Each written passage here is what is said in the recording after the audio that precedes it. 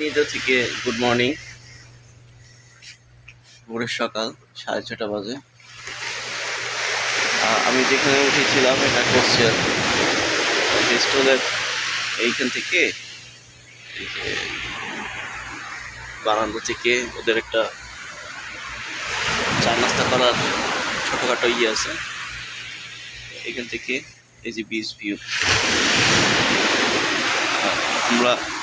আমি যে রুমে ছিলাম সেটা হচ্ছে ওই যে ওইদিকে ভিতরের রুমে। তো একটা হোস্টেল, তো এখানে একটা রুমে 4 জন থাকে, মানে ডাবল ডাবল বেড দেওয়া। সকালের ভিউটা আপনাদেরকে দেখাই।